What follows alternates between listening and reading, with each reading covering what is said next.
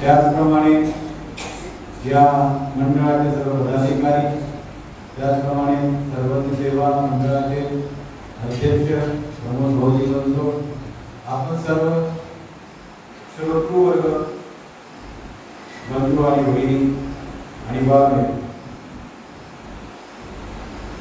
आपण आतापर्यंत मागच्या वर्षी जे घेऊ 23 दृष्टांताचं रसपान या ठिकाणी आपण केलेलं आहे.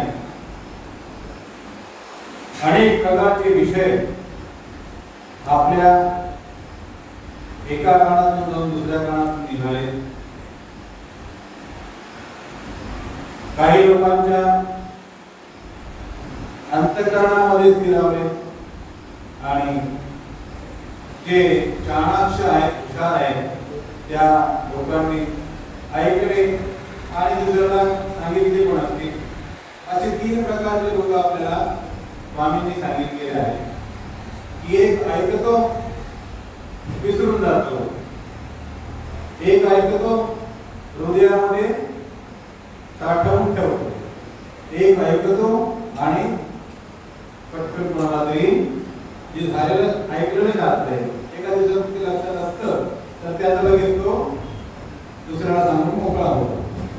त्याला असं वाटतं की आता हे आपण कोणाकडे सांगितलं तर आपल्यालाही ते काहीतरी समजतील, आपल्याला काही येतं असं त्याला वाटेल. म्हणून स्वामी श्री चक्रधरांनी जो ऐकतो आणि हृदयामध्ये त्या ब्रह्मविद्येला स्थिरावतो, अर्थातच जो आपल्या उपयोगाला नेतो, त्या जीवाचं प्रशंसा केलेली आहे, त्या जीवाचं समर्थन स्वामी श्री चक्रधरांनी केलेलं आहे. तेव्हा आपण कोणत्या पद्धतीमध्ये बसतो हे आपण ठरवायचं आहे आणि आपल्याला काय व्हायचं आहे, परमेश्वराला अपेक्षित असलेलं व्हायचं आहे की स्वतःला अपेक्षित असलेलं व्हायचं आहे, हे आपण ठरवायचं आहे. तेव्हा भगवंताची जी इच्छा आहे त्या इच्छेनुसार जर आपण चालण्याचा प्रयत्न केला तर मग आपल्याला परमेश्वराचं सहाय्य मिळतं, परमेश्वराशी आपण कनेक्टिव्हिटी मध्ये राहतो, परमेश्वराच्या संबंधात राहतो. कारण प्रभू श्री चक्रधरांनी आपल्या सूत्रामध्ये आपल्याला सांगितलेलं आहे की एक जीवात्मा भगवंताच्या सन्निधानी राहतो, परंतु तरी देखील त्याला असन्निधान आहे. तर ते केव्हा, जेव्हा तो परमेश्वराचं सांगितलेलं म्हणलेलं करत नाही. भगवंत सांगतात एक आणि तो करतो दुसरा. मार्तंडाची लीळा आहे. मार्तंड म्हणजे बाईसाचे भाचे.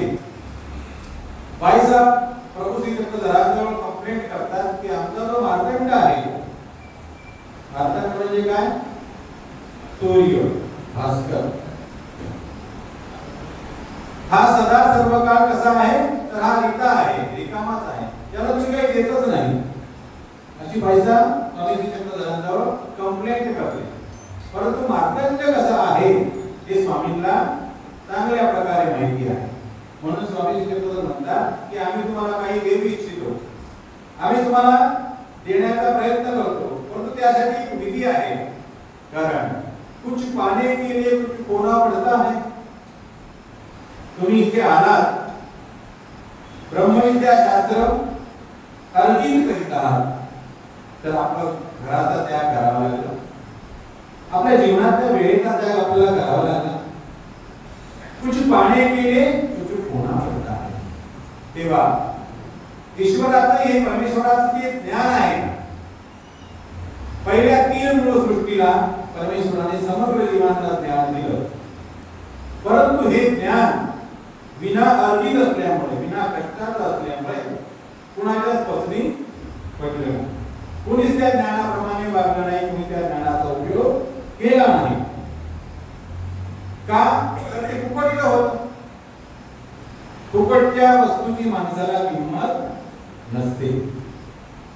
म्हणून संसारामध्ये आपल्याला अपार कष्ट भोगावे लागतात आणि जो कष्टाने कमवलेला पैसा असतो त्याची किंमत जो कष्टाने कमवतो त्याला असते. ज्याला फुकटामध्ये सर्व काही मिळालेलं असतं त्याला त्या वस्तूची किंमत नसते. हा दृष्टांत तुम्हाला सांगण्याची गरज नाही, हे तुमच्या अनुभवाचं आहे. परंतु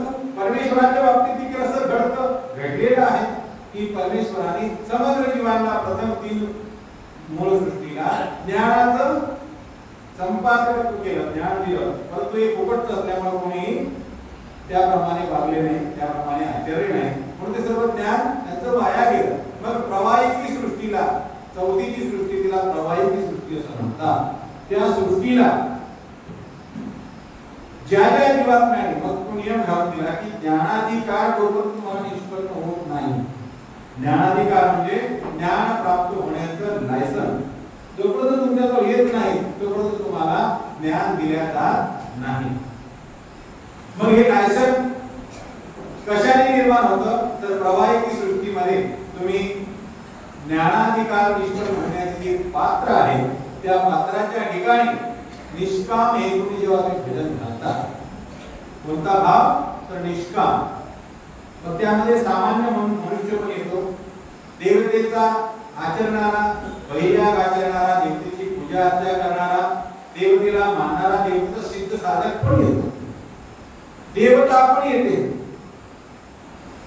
देवतेला पण निष्काम भावनेने आपण भजन घातलं की ज्ञानाधिकार निष्पन्न होतो. मग देवतेच्या स्वरूपामध्ये अवतरलेले जे परमेश्वराचे अवतार आहेत ते देखील येतात. मग ज्या ज्या पात्राच्या ठिकाणी जसं जसं भजन घडलेलं आहे तसा तसा गुण तुम्हाला या ज्ञानामध्ये निर्माण होतो. एखाद्या माणसाला ज्ञान झाल्यानंतर, अनुसरण घेतल्यानंतर परमेश्वराचा आठव केला की त्याच्या डोळ्याला घाणा लागतात, त्याच्या डोळ्यातून अश्रू पडतात. तर ते कशामुळे तर भजनात निभजलेला जो गुण आहे